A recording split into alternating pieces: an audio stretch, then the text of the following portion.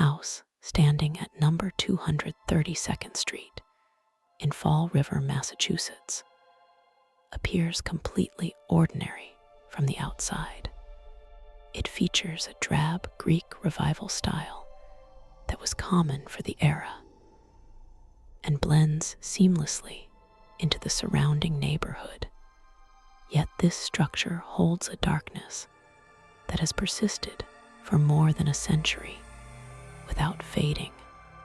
The air inside remains heavy and thick, with an unseen weight that presses down on anyone who dares to enter. Visitors often report an immediate sensation of being watched by unseen eyes the moment they cross the threshold. This is not merely an old building, but a container for a horrific memory that refuses to die.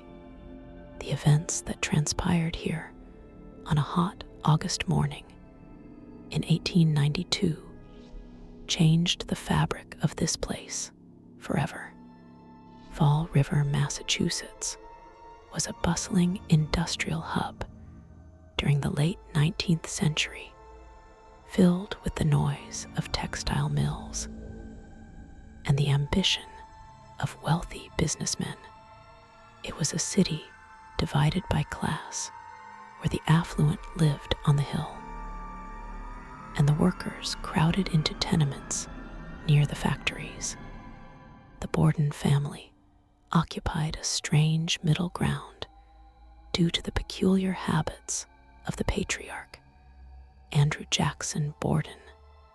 He was a man of significant wealth who chose to live well below his means in a cramped house near the business district.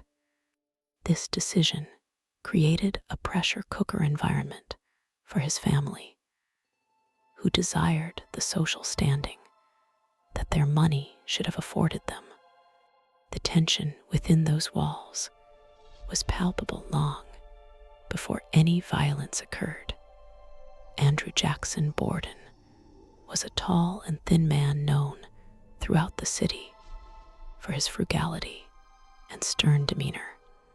He had amassed a fortune through real estate and banking, but he refused to install modern conveniences like electricity or indoor plumbing in his own home.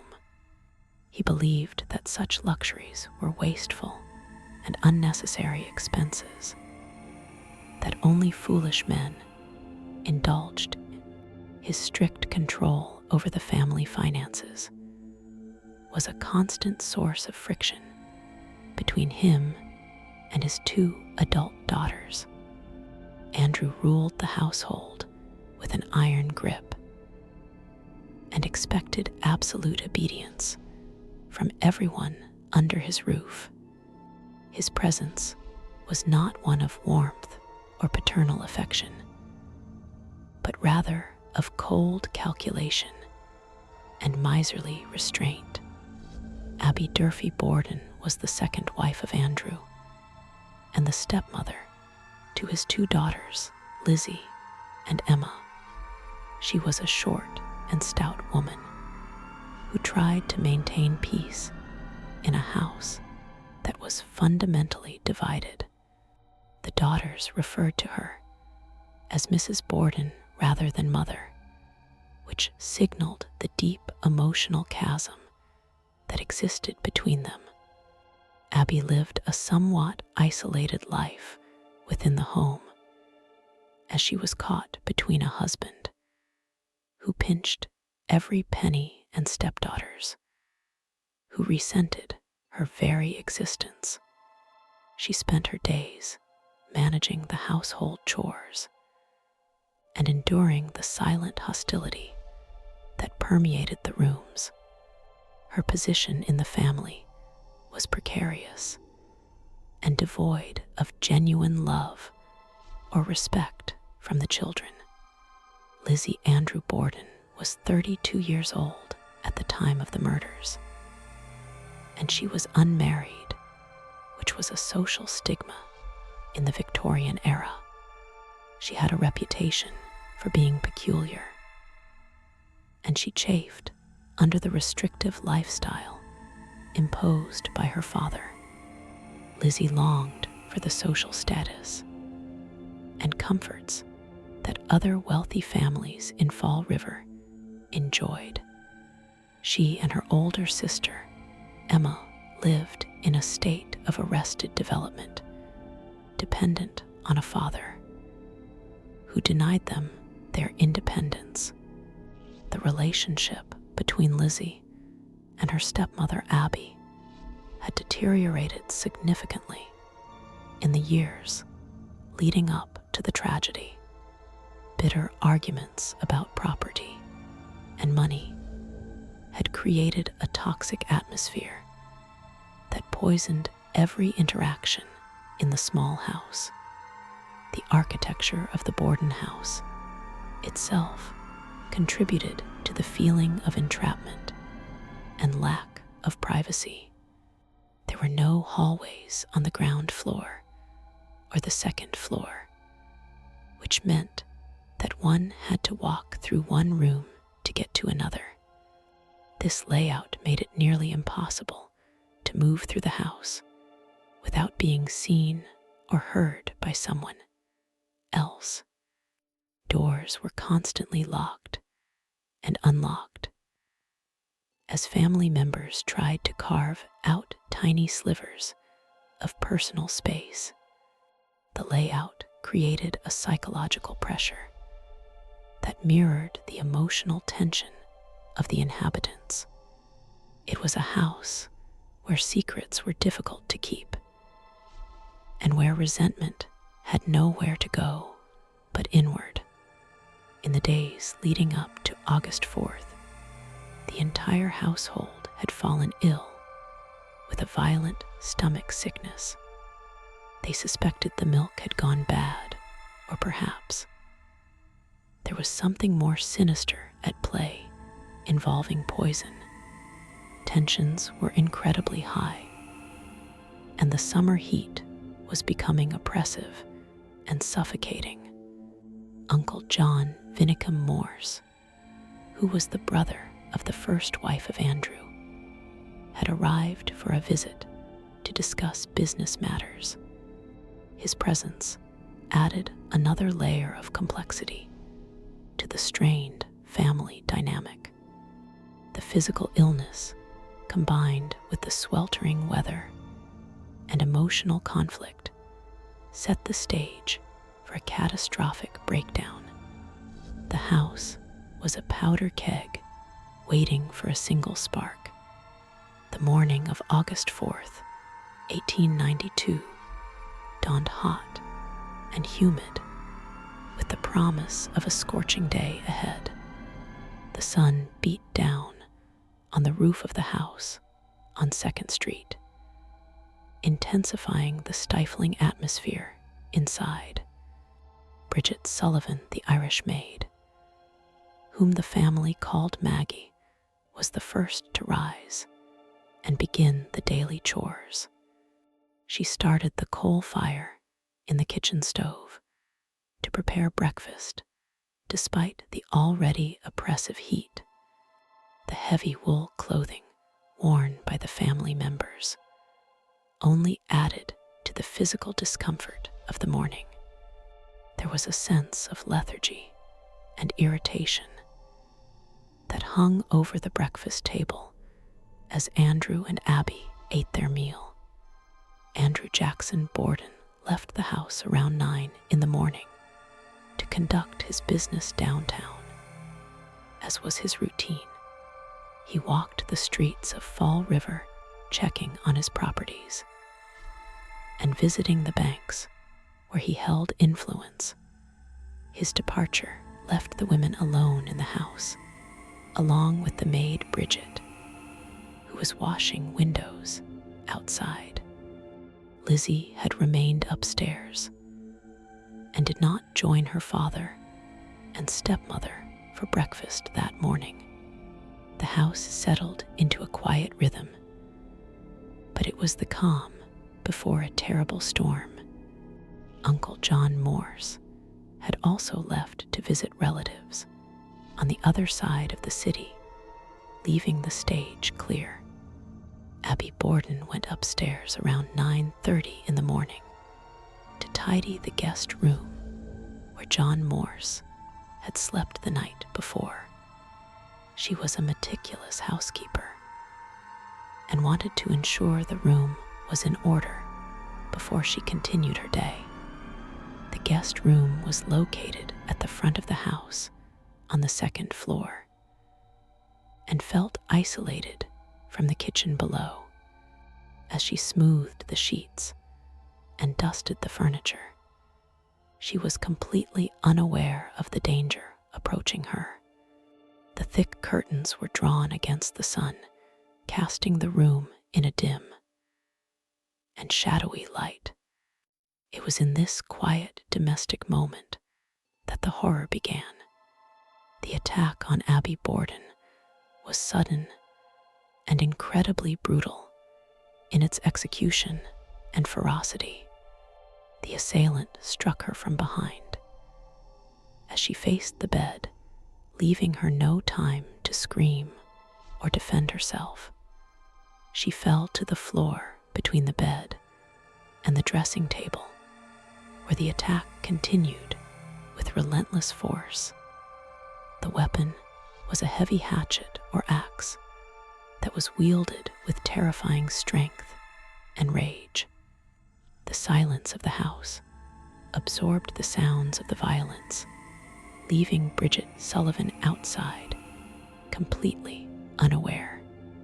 Abby lay dead on the floor of the guest room, while the blood soaked into the carpet.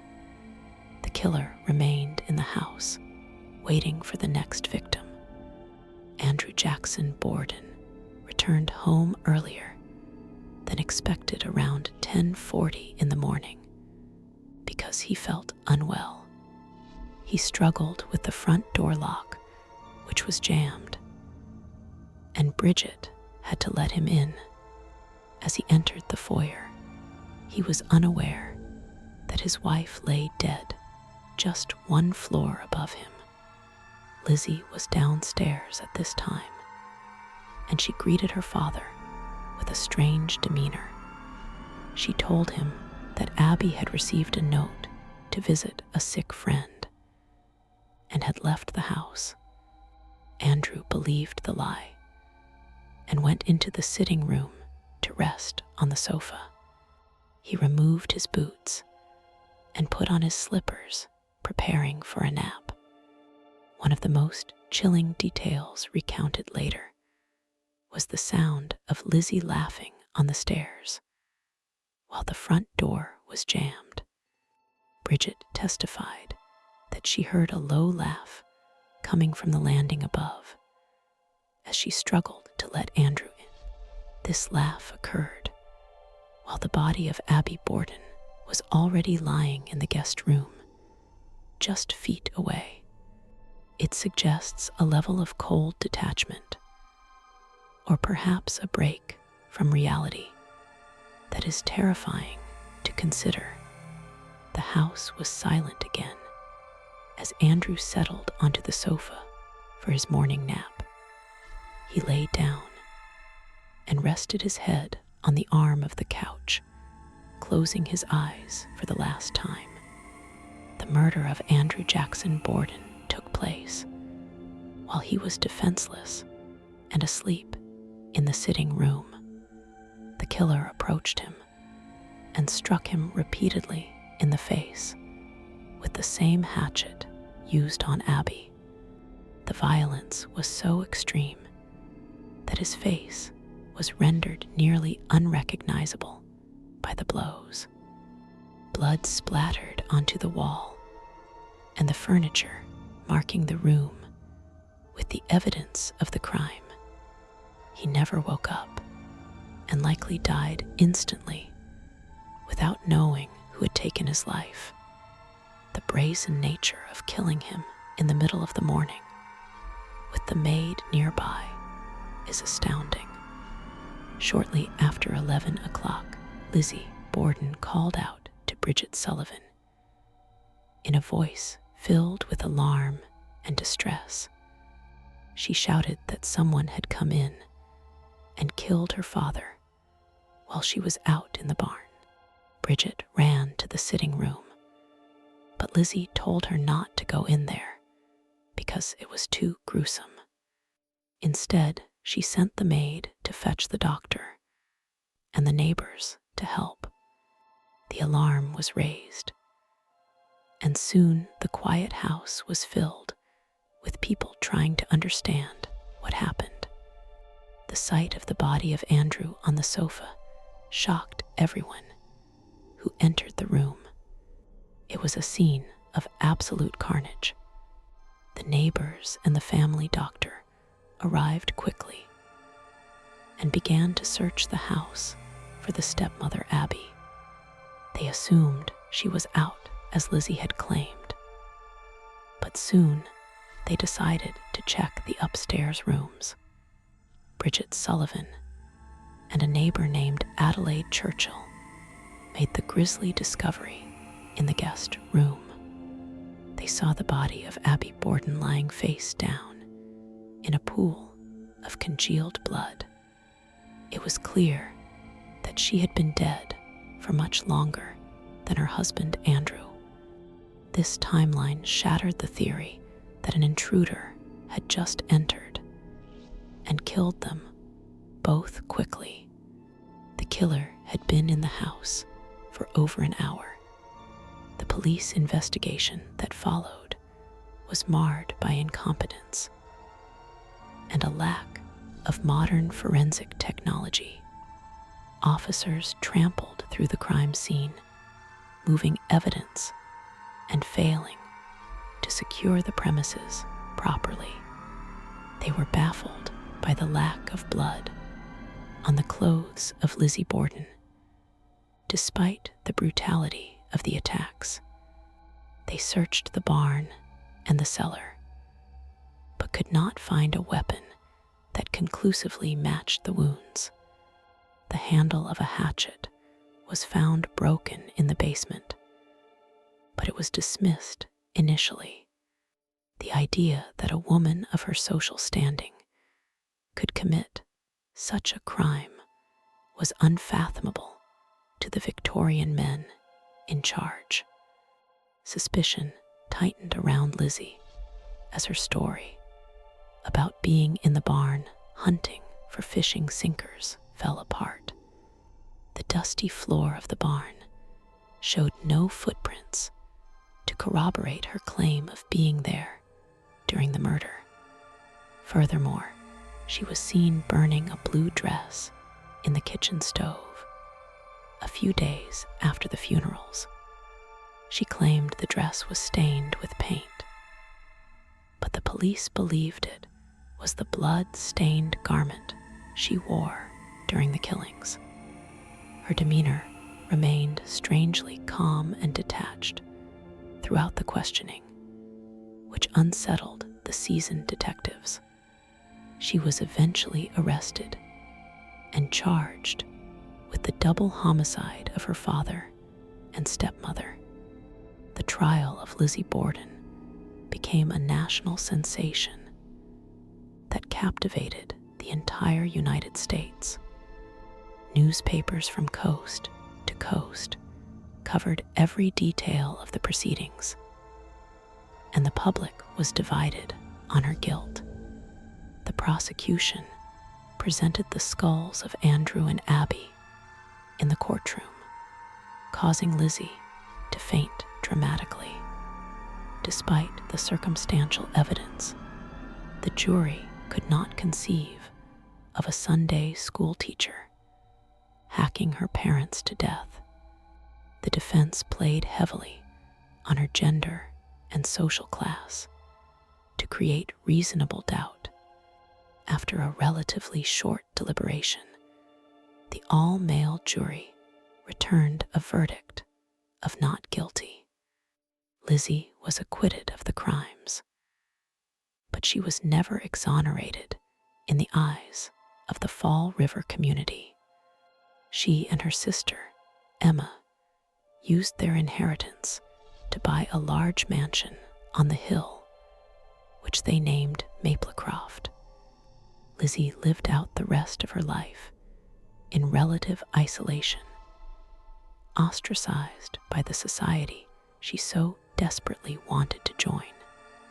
She was followed by children who would taunt her with the famous rhyme about the axe. The sisters eventually had a falling out, and Lizzie died alone in 1927, taking her secrets to the grave. The murders remained officially unsolved, leaving a void where justice should have been. Today, the house on 2nd Street has been restored to look exactly as it did on that fateful day. It operates as a bed and breakfast, and a museum for those fascinated by the macabre history. The furniture is arranged in the same positions, and the decor mimics the Victorian style of the Borden era. But it is not just the furniture that remains from the 19th century. Many believe that the spirits of the Borden family and the victims still reside within these walls. The energy in the house is described as heavy, and many visitors cannot withstand the oppressive atmosphere for long.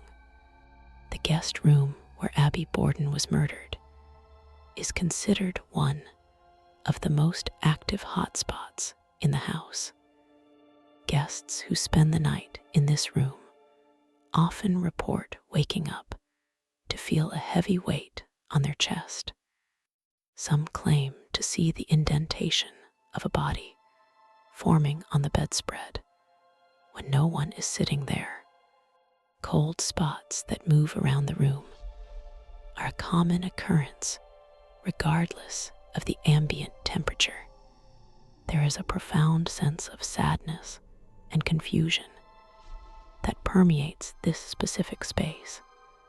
It is as if the spirit of Abby is still waiting to finish tidying the room. The sitting room where Andrew met his violent end is another area fraught with paranormal activity. Visitors often smell the distinct scent of floral perfume or the smoke of a cigar when no one is smoking. Photographs taken in this room frequently reveal anomalies such as orbs or shadow figures standing near the sofa. Some people have reported feeling a sharp pain in their face or head while standing near the spot where Andrew died. The atmosphere here is more aggressive and commanding, reflecting the personality of the man who died.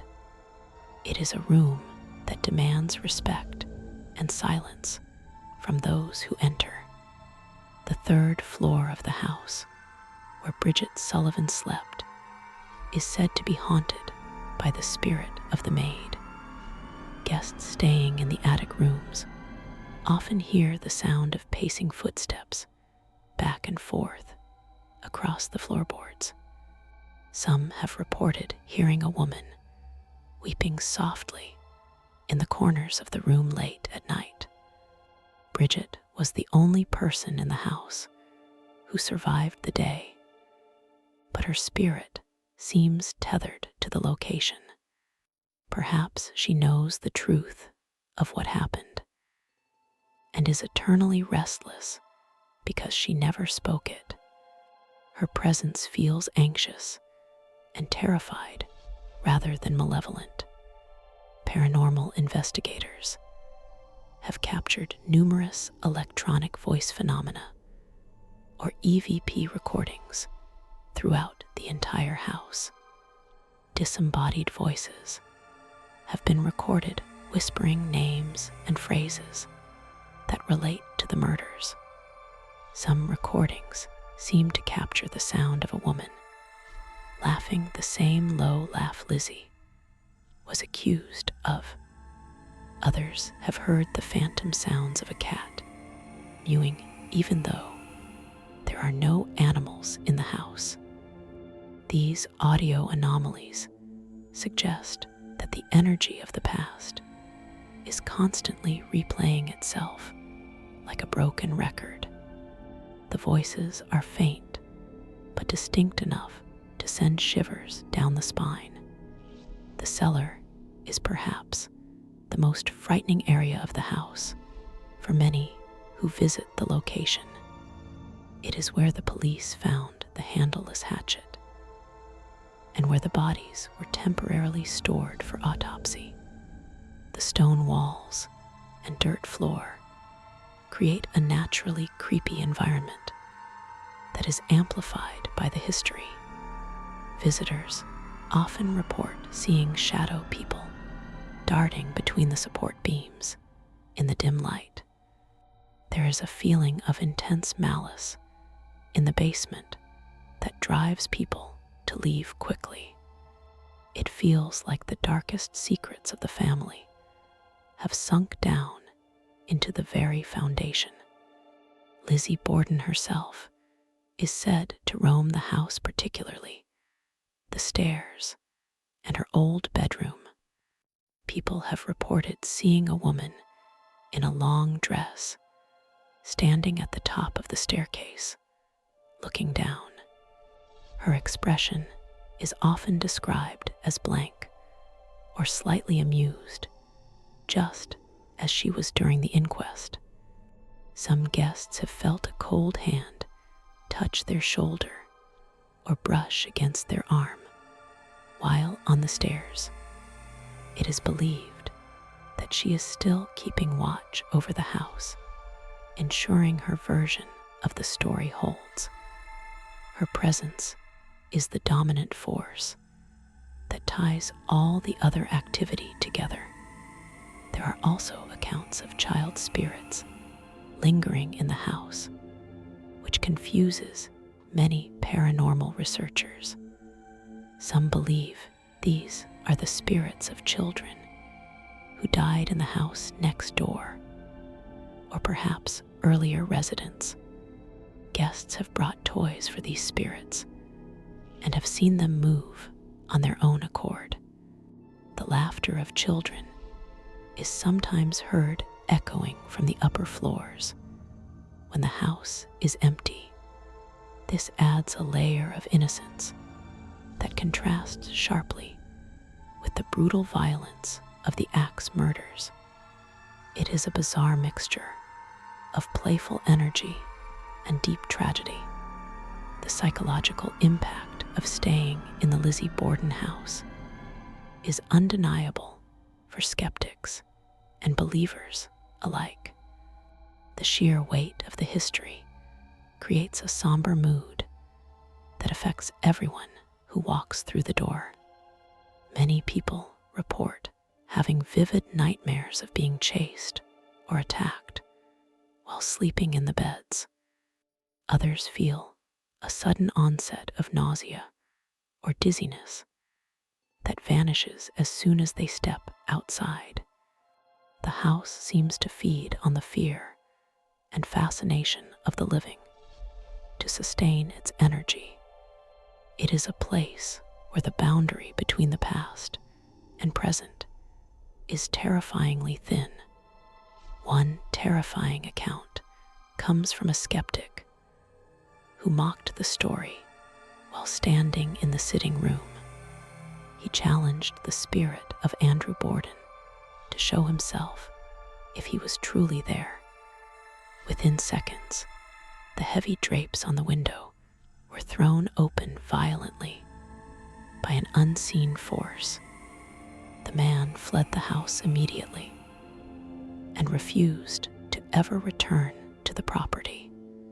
This incident serves as a warning to those who treat the house as a mere amusement park attraction. The entities within seem to demand a level of reverence and fear.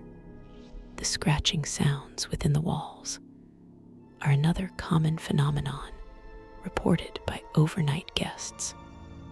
It sounds like fingernails dragging against the plaster, or wood inside the room. This sound often moves around the perimeter of the room, as if something is circling the bed. It is a visceral and disturbing noise that prevents many people from getting any sleep. The source of the scratching has never been found, despite numerous investigations. It remains one of the most unsettling auditory experiences in the house. There is a lingering question of why the spirits remain trapped in this modest home on 2nd Street. Some believe that the lack of justice keeps them tethered to the site of their demise. Others think that the intense emotional energy of the family feud acted as a battery that charged the house forever. The violence was the climax of years of hatred, and that hatred has not dissipated with time. The house is a time capsule of rage, preserved perfectly for over a century. It is a monument to a family that destroyed itself from the inside out. The indentation on the bed in the murder room is perhaps the most famous and frequent paranormal occurrence. Housekeepers will make the bed perfectly, only to return minutes later to find the shape of a body. It is always the same size and shape, matching the description of Abby Borden. Guests have tried to smooth it out, only to watch it slowly reform before their eyes. It serves as a constant visual reminder of the body that lay there waiting to be discovered. It is a silent scream from the victim that echoes through time. Shadow figures are frequently seen in the peripheral vision of visitors, causing them to turn and look at nothing.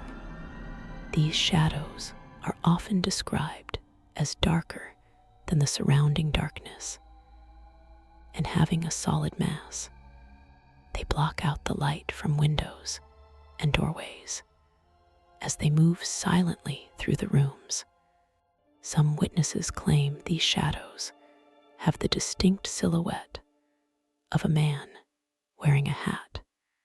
Could this be Andrew Borden still patrolling his property and checking the locks? The shadows offer no answers, only a fleeting sense of dread. The floral scent that appears in the house is often attributed to the perfume Lizzie or Abby wore. It is a sickly sweet smell that cloys at the throat and appears without any source. It often manifests right before a paranormal event takes place, acting as a herald. The smell is distinctly old-fashioned, reminiscent of dried flowers and stale powder. It brings the sensory experience of the Victorian era crashing into the present day. It is a ghostly imprint that assaults the sense of smell rather than sight. Even the mirrors in the house seem to hold a strange power over those who look into them. Guests have reported seeing faces other than their own reflected in the glass for a split second.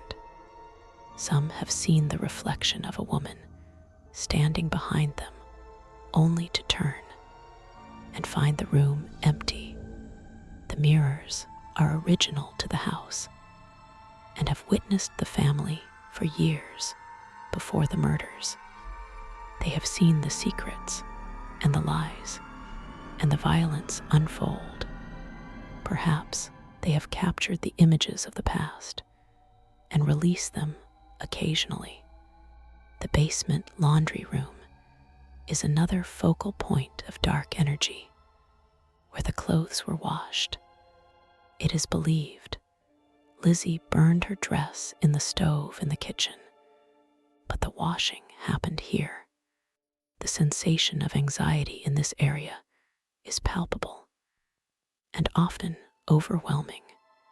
People feel a strong urge to flee up the stairs towards the light and fresh air. It is a suffocating space that feels like a trap closing in. The darkness here feels intelligent and predatory. Ultimately, the Lizzie Borden House stands as a testament to the unknowable nature of the human heart. We will likely never know the full truth of what happened in those 80 minutes. The spirits that may linger there are not talking in clear sentences, only in riddles of cold and shadow. The house invites us to step into the mystery, but warns us not to stay too long. It is a place where the shadows of the axe murders will linger forever. The story has no end, only an eternal echoing middle. As you leave the house and step back onto the modern pavement of 2nd Street, the feeling of dread persists. You carry a piece of the darkness, with you a chill that the sun cannot warm. The eyes that watched you inside seem to follow you down the street. You realize that some doors once opened can never be truly closed again. The Lizzie Borden House remains a scar on the city and a haunt for the restless dead. And in the silence of the night, the house waits for the next visitor. The legend of Lizzie Borden is not just a nursery rhyme or a historical footnote, but a living, breathing horror. It reminds us that evil can reside in the most mundane of places, behind locked doors and curtains. The axe may have been cleaned and the bodies buried, but the energy remains. The lingering shadows of the axe murders are not just a trick of the light. They are the enduring legacy of a family that drowned in its own blood, and they are waiting for you in Fall River.